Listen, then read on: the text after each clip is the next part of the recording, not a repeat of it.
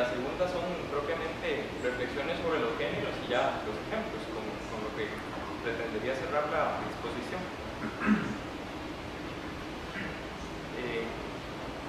La parte teórica, y con esto empiezo. Risa, el sustantivo risa, deriva del latín risus, significa risa, risotada, carcajada, pero también objeto de risa o irrisión.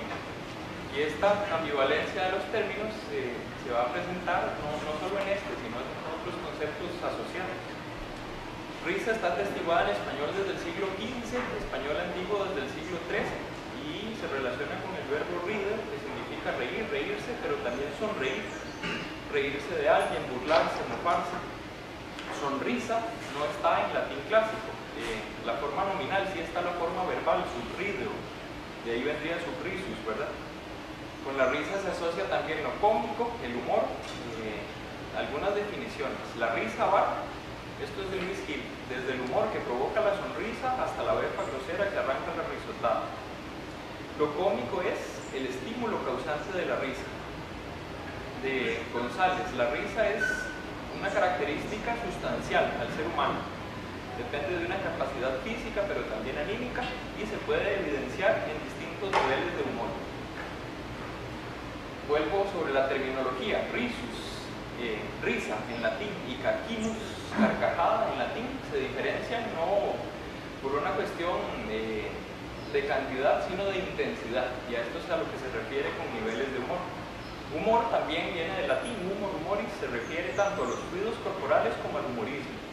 Y Pollock menciona tres estratos de significación: uno superior, campo semántica de la risa; uno intermedio, estado de ánimo o disposición del espíritu; y uno inferior, efluencia del cuerpo, salida de fluidos corporales, ¿verdad? Lo sintetizo de manera esquemática. Lo cómico, la risa y el humor. Lo cómico es una de las posibles causas de la risa, hay otras, y el humor es uno de los posibles resultados de la risa. Puede pasar otras cosas con risa, y esa sería la intención de la propuesta, mostrar cómo se puede argumentar o participar de una argumentación por medio de la risa. En la antigüedad clásica, que se empieza a trabajar el tema, ya son múltiples los autores. Yo he retomado principalmente a dos, por ser latinos y por trabajar en el ámbito de la retórica, que son Cicerón y Quintiliano. Los principales pasajes que tratan el tema de la risa son Orato 26, 87, 89, de Oratoria 2, 216, 235, 236, y la Instituto de Oratoria de Quintiliano 6.3, los pasajes 7, 28, 37 y 38. No los voy a leer, son bastantes, y trato de resumir un poco las ideas. Cicerón primero menciona, el primer concepto es sales, asociado con la risa. Lo cómico en el mundo romano se mezcla con lo serio, y esto desde las mores mayores. Existe una gravitas, que es el sentido de la importancia de los asuntos entre manos, según Barro, pero también una cómitas, atenuación de la excesiva seriedad. Tiene que haber un balance, una mezcla de la cantidad apropiada de risa, y esa idea es la que se evidencia en el concepto de sal, como condimento, ¿verdad? Si se le pone mucha sal, se arruinó la comida, igual si se le pone muy poca. En el plano léxico, esto está en latín. Sal salis es sal, gracia, agudeza, finura espiritual, buen gusto. Se divide en faquetia y ricáquitas, el chiste o el humorismo. Además de sales, en Cicerón menciona iopus, esto es el dicho o hecho gracioso, la chanza, la broma, el chiste. Todas las otras cosas las puede aprender el orador, el humor no. Esto es algo innato en Cicerón. Se hace preguntas a la manera de los logi retóricos, de los topoi. La primera, quid, que sea la risa, no lo sabe, no le interesa responder. La segunda, unde, de dónde viene la risa. Esto sí es importante. Menciona dos causas, turpitudo y deformitas. La primera, fealdad, deformidad, fealdad moral incluso. Y deformitas, deformidad, fealdad, defecto, vicio. Lo que quiero destacar de aquí es que la asociación que yo planteo entre risa y argumentación usa como fuente a los valores, un sistema axiológico para hacer la conexión. No está explícito en los autores latinos. Yo rescato algunas citas y algunos elementos que me permiten ir hacia esa lectura.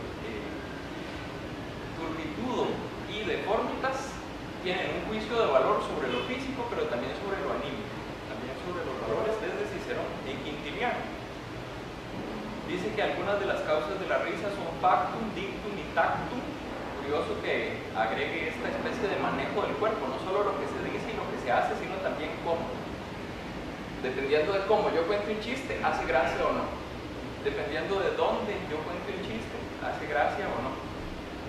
Quintiliano también clasifica los tipos de risas: risa de agudeza, acutus, de ingenio, venustus, de stulticia, stultus, iratus, de ira, tímidos, de timidez, y distingue entre risus y de risus. Una es la risa, la otra es la burla. Hay un grado ahí de intensidad, y aconseja a Quintiliano no reírse de alguien, por ejemplo, en el foro, no burlarse del oponente para no degradarlo. Y nuevamente veo ahí algo de los valores. Le llama inhumano, ¿verdad? Inhumano es el término que aparece ahí en latín, esta práctica de degradar al otro. La risa se produce, se origina ex animo o ex corpore en Quintiliano, y dependiendo de si hay risa o no, estamos ante una ridiculización con risa, y si es serio, ante un vituperio, vituperatio en latín. Hasta ahí los latinos. Entre los modernos me baso sobre todo en Stern. Su planteamiento sobre la risa pues es axiológico, ¿verdad? Es una filosofía de los valores. Tengo que hacer la nota, ya como Luis me presentó, no soy filósofo, les hablo desde lo que conozco. En Stern, los valores son relaciones de objetos con el sujeto preciante. La risa, un juicio de valor negativo concerniente a una degradación de valores. Y risa y valores tienen una relación causal y una relación reversible. Una risa puede provocar la degradación de valores, o una degradación de valores puede provocar una risa. Clasifica Stern la risa en dos tipos: una risa degradante de los valores positivos, que es la que él llama propia de lo cómico, y una risa devaluante de los valores negativos, más allá de lo cómico. Este apartado es extenso, ¿verdad? El segundo capítulo del libro.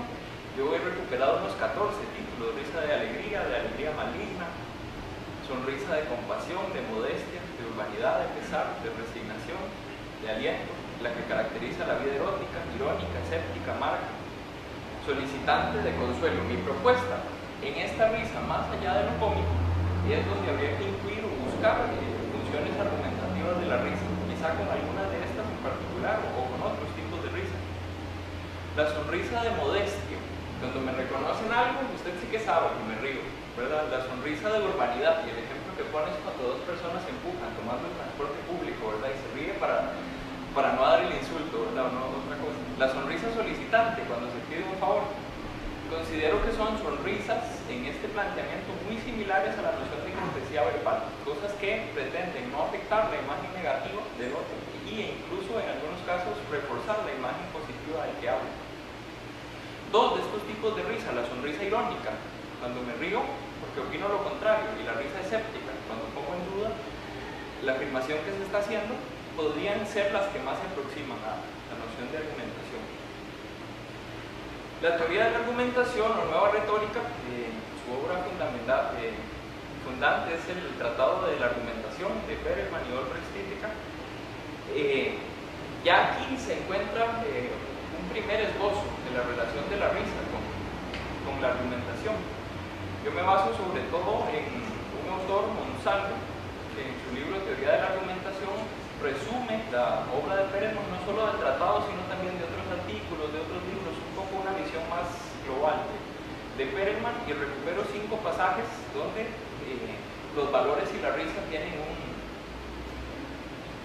una relación con la argumentación, que es el objeto de estudio. La argumentación depende de juicios de valor, eso sería lo primero, y la cita es: en la argumentación un valor o unos valores pueden ser cuestionados, pues la esencia misma de la argumentación es lograr la adhesión a unas determinadas tesis, lo que significa por definición privilegiar unos puntos de vista que se ordenan de acuerdo con una determinada valoración en oposición a otra. La argumentación depende de juicios de valor y tiene que ver con valores. La segunda, los juicios de valor se fundamentan en valores abstractos. Si Cita: Perel, Manuel Restítica piensan que en Occidente la moral se ha construido en términos generales, en torno a los valores abstractos, a diferencia de Oriente, por ejemplo, y menciona Confucio, es el pasaje que viene, no lo leo completo. 3. Los valores se organizan en jerarquías. La cita: en realidad, en la argumentación, las jerarquías son más importantes que los valores mismos. Siempre hay valores, no importa si estoy a favor o en contra, los dos tenemos un juicio, los dos tenemos un punto de vista. Lo importante en la argumentación es cuál pesa más, cuál tiene prioridad por encima del otro.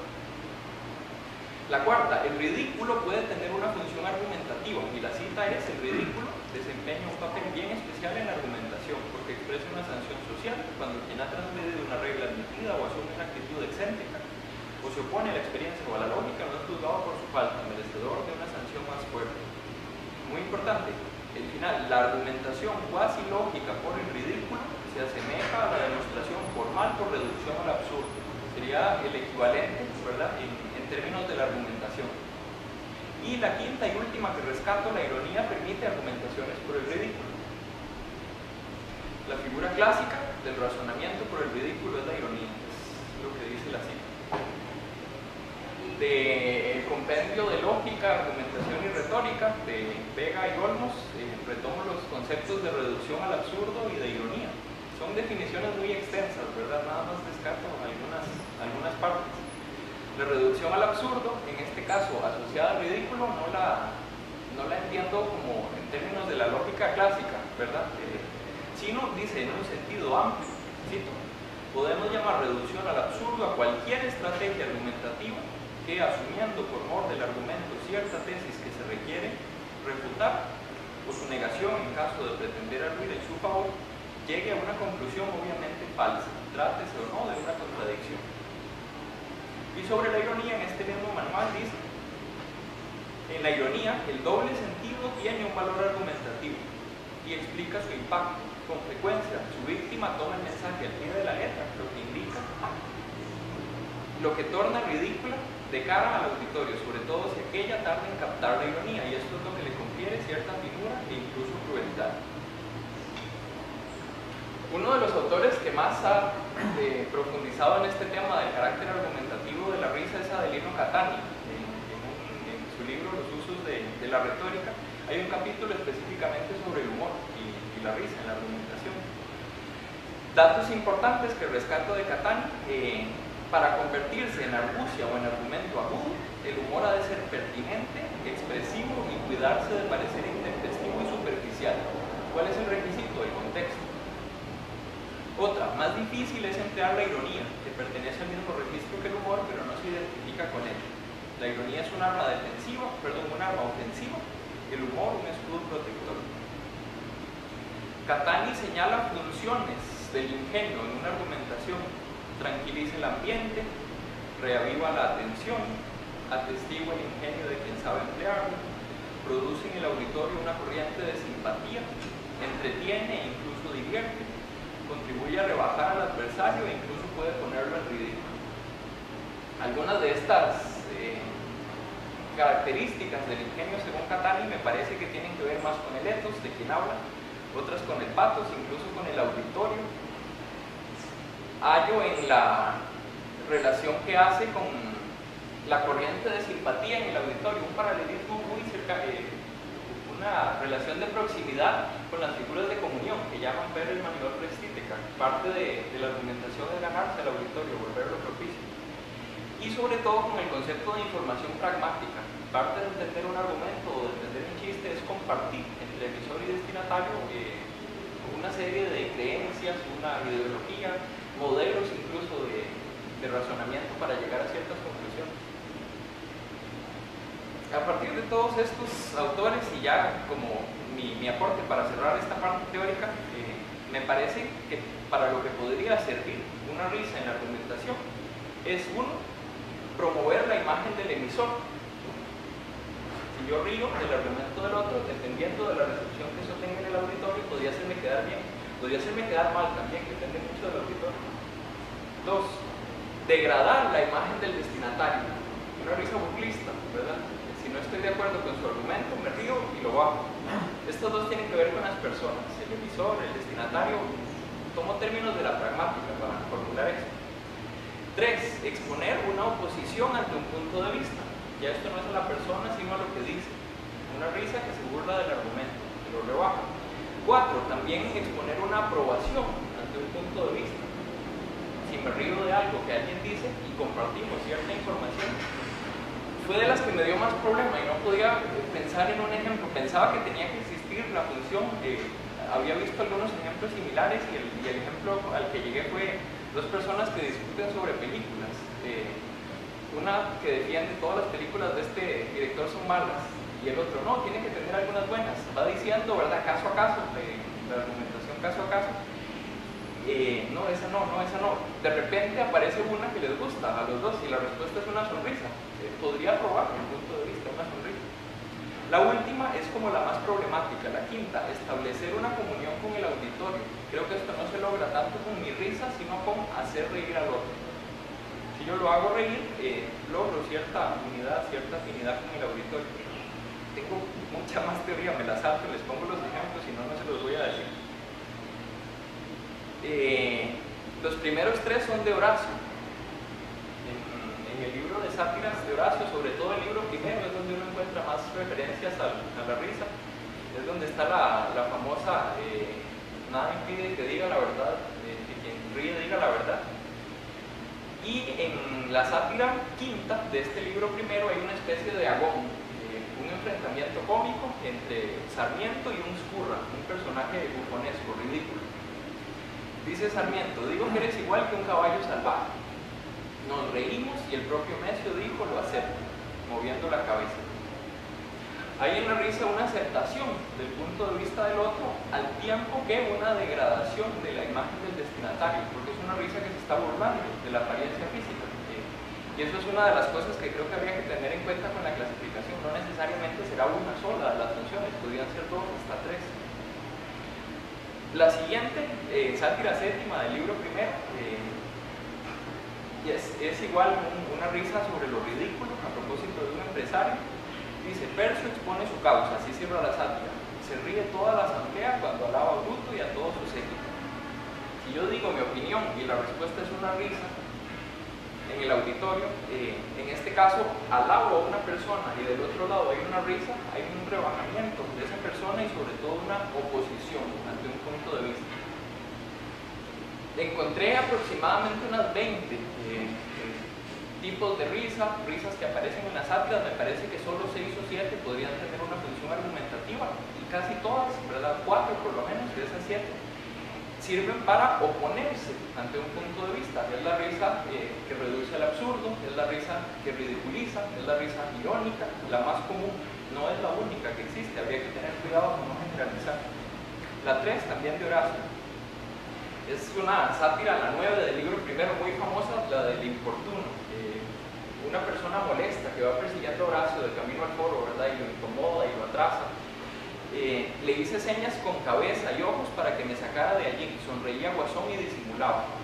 Horacio le hace una risa a una tercera persona para ponerse de acuerdo entre ellos sin que el otro entienda. Incluso hay una función comunicativa que se podría agregar a la retórica o a la argumentativa de la risa. Y en este caso, el asentimiento, la disimulación, el no decirlo de forma explícita, me parece que es un caso, el único, de esa aprobación del punto de vista del otro. Está de acuerdo con lo que le está planteando, como que es una especie de risa de complicidad. En Percio hay risa, no es risa argumentativa. En Juvenal hay risa, la mayoría no es argumentativa. Encontré un ejemplo que podría servir en la famosa sátira sexta, la larga. Los clientes que ríen de las cortesanas. Está haciendo una lista de qué tipo de personas ríen de los otros. Casi siempre son personas moralmente superiores, riéndose y ridiculizando a los otros. ¿De quién te ríes? A otro con esa farsa. Esta es la respuesta que le dan a la risa. Por supuesto es oposición ante un punto de vista. Y también incluye dentro de los ejemplos otros 2 géneros, el epigrama y la novela. ¿Por qué? Con la sátira. La propuesta, y basada sobre todo en Popper, ¿verdad? Matthew Popper, es que el epigrama sería una especie de sátira más corta, o por lo menos un género que comparte con la sátira, el espíritu satírico, y que la novela sería una especie de sátira más larga. Es una cuestión de extensión. una propuesta, ¿verdad? No es la única que existe, menos con el satiricón, que hay tantas dificultades para clasificarlo con el género. Doy por lo menos un ejemplo de cada uno para cerrar. De marcial es el 682, el epigrama, la complicidad del satírico ante la pregunta por su oficio, es una referencia a sí mismo. No eres tú, sí tú, ese marcial cuyas maldades y chanzas los conoce cualquiera, con tal que no tenga oreja pato, esbocé una sonrisa. Me parece que aquí no solo se aprueba, se responde a la pregunta, sino que incluso hay una promoción de la imagen del emisor. En este caso hay una especie de orgullo, de complacencia con su ocupación, y que se asiente por medio de la risa, sin palabras. Esto es lo más interesante de toda esta parte de la risa, es ver cómo interactuar en una diferencia de opiniones, que es en última instancia una argumentación, puntos de vista contrarios, y cómo aportar a favor o en contra de ese punto de vista con la risa como argumento. Y pasa, no pasa mucho, pero pasa. El del satiricón dice: los chamarileros, atraídos por nuestra curiosa disputa, reían a mandíbula batiendo, y no sin motivo. Por un lado reivindicaba una finísima prenda, por el otro unos andrajos que ni aun en retazos podían valer algo. Es una escena casi al principio del satiricón. Ellos pasan por el foro, se roban un manto, una túnica, se están peleando por algo que no vale mucho, y no, ese no vale mucho. Si no, valería más. Ven, la risa tiene una argumentación con respecto al teléfono. En este caso hay una oposición ante el punto de vista. Le parece ridículo a una tercera persona, el que está juzgando la disputa de los otros, su valoración positiva o negativa del objeto en cuestión. Y eso sería la presentación. Muchas gracias.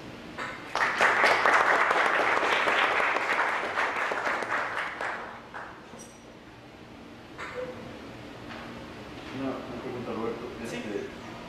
A propósito, evidentemente los números son complejos y sabemos que hay muchas alternativas a propósito del desarrollo de los modos de documentar con risa. Hay una cosa que suele decirse, y quisiera que lo valoraras, es que un chiste es irrefutable. O sea que, a fin de cuentas, si está bien hecho, está bien publicado y resulta, aunque diga cosas que no son veraces, adecuadas, termina de alguna manera ganando en una disputa. ¿Consideras que eso podría corresponder, digamos, dentro de esa tradición que consideraste? Sobre todo porque de pronto podría ser que hubiese una risa responsable, o un acto para poder risa irresponsable y uno que no lo sea, ¿verdad? O sea, a lo mejor el más chistoso gana una disputa solo por ser chistoso, no porque tenga más verdad que el otro. Bueno, lo primero creo que sería quién decide, ¿verdad?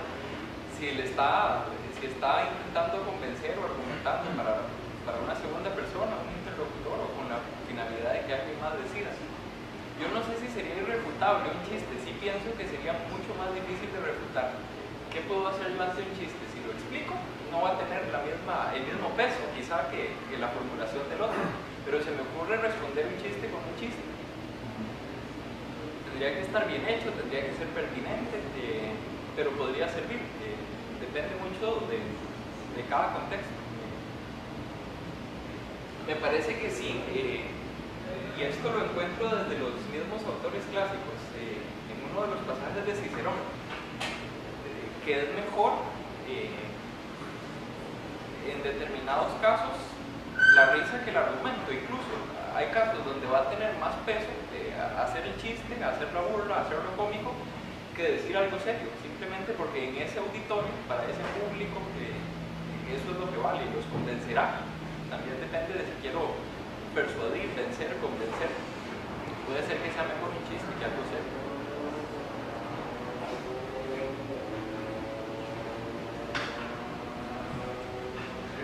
A propósito del tema, recuerdo el libro segundo de la retórica de Aristóteles, cuando trata sobre todo el tema de patos.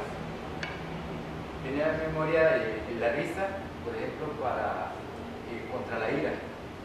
Recomiendo usar la risa, también la risa contra el temor.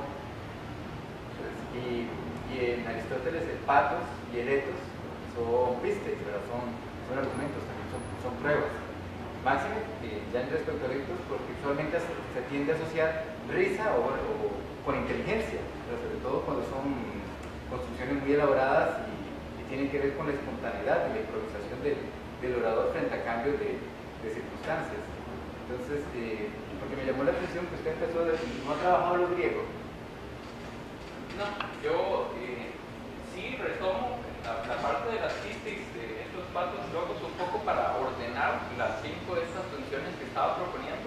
Sinceramente no tengo un recorrido que me gustaría también hacer de la risa en los tratados de retórica griega. Me concentré en lo latino por la extensión del tema y por la pertinencia con respecto al objeto de estudio, pero sí creo que sería pertinente un estudio de lo griego también. Le agradezco la referencia, habría que revisar a Aristóteles. Y con respecto a la risa que mencionaba contra la ira, es uno de los casos que a mí se me ocurría también de promoción de la imagen de la persona. Si a mí me insultan o me amenazan y yo en vez de asustarme o de insultar de vuelta me río, quizá ante un auditorio podría quedar como una persona más moderada o más juiciosa, no sé, se me ocurre, dependería también de los casos.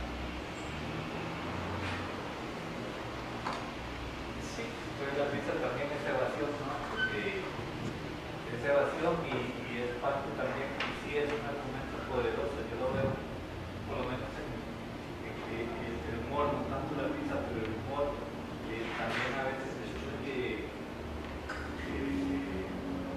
el humor destruye, ¿no? Digámosle, por ejemplo, estoy pensando cuando el humor es discriminatorio, cuando el humor es exclusión, cuando el humor es y es muy difícil levantarlo como otro chiste, levantarlo como otro, excepto que sea humor gráfico, ¿no? Que ya las caricaturas sí uno puede hacer una contrapropuesta, ¿no? Pero por ahí es que veo que sí, que la risa también es muy. Yo le cuento que además de la risa, también, no lo expuse, pero dediqué un apartado al chiste, que es otro de los trabajos que me encontré de Conley. ¿Qué nos pueden decir los chistes sobre los argumentos? Es un artículo en un compendio de retórica y me parece que cuando hay lenguaje, usted menciona el humor gráfico, ¿verdad? Sería un lenguaje visual, pero incluso cuando hay un lenguaje verbal, se torna un poco más compleja la situación. No es solo la risa, ¿verdad? Y la función de esa risa en esa argumentación, sino que me parece que sería pertinente un análisis más de tipo lingüístico, qué palabras están involucradas, qué usos, qué relaciones hay entre ellas. La principal duda o propuesta de ese trabajo es ¿cuál es la mejor forma de explicar un chiste? Y la respuesta es la mejor, definitivamente no es reducirlo a un silogismo, ¿verdad? Completar los datos que faltan, porque si se explica el chiste se arruinó, se pierde, hay como una unidad entre forma y contenido y se pierde la forma. A mí me parece, ya como una valoración personal, que para ese tipo de situaciones conflictivas, ¿verdad? La degradación, el humor gráfico, la discriminación, ese tipo de chistes, una opción útil podría ser la pragmática. Más que buscar la premisa mayor de un silogismo, me parece a mí que la respuesta sería buscar la información pragmática. ¿Qué información comparte el emisor del chiste y el destinatario de ese chiste? ¿Y por qué ese chiste es gracioso o no? Porque es gracioso hoy y mañana no. A mí me ha parecido, hasta ahorita estaba tratando de pensar esta cuestión de pregunta, porque hasta ahora todavía encuentro problemática para mí si la relación que estás haciendo entre risa y argumento. La risa no es un argumento, primero, inmediatamente es decir, puede tener una función, ¿sí? Y usted habla de función, que no es lo mismo decir que la risa tendría una función argumentativa que decir que la risa es un argumento. Pero aún así, si aceptamos la segunda, aceptamos lo primero, decimos, no, estoy hablando de función, tiene una función, pero todavía me salta la duda, eso es, muchas cosas tienen este tipo de funciones persuasivas, la risa tiene una función persuasiva en una dirección o en otra. La risa podría tener tiene un efecto, una función, o se dice como un efecto un efecto psicológico en el que quiere presentar, digamos, una idea, quiere presentar una propuesta o una teoría. Entonces uno es un instrumento, tiene funciones, etc. Pero ser un argumento no, y tener una función argumentativa no es exagerar la relación entre estos dos elementos, risa y argumento. O sea que pertenecen a dos registros distintos. Comparto la primera parte. No creo que la risa sea un argumento. No sé si en algún punto de mi exposición lo formulé así, pero sí sería más una función argumentativa de la risa. Y depende también de qué definición de argumentación manejemos, ¿verdad? Yo no creo que la argumentación se reduzca simplemente a términos lógicos. Es una interacción, incluso desde la perspectiva pragmadialéctica es un acto de habla, la argumentación, con distintos factores y cosas que intervienen, y es un acto de habla complejo que incluye elementos sociológicos y hasta psicológicos, que usted mencionaba a propósito de la risa, ¿verdad? Me parece que hay cosas que tienen en común, que comparten. Y después de darle vueltas un rato, pensar qué será lo que comparten, por qué es que uno entiende los argumentos o por qué es que se ríe de los chistes, me parece que lo que hay ahí en el fondo son valoraciones. Por eso la propuesta axiológica, no sé si será la respuesta, yo encuentro ahí un punto de contacto entre ambos. Ese sería.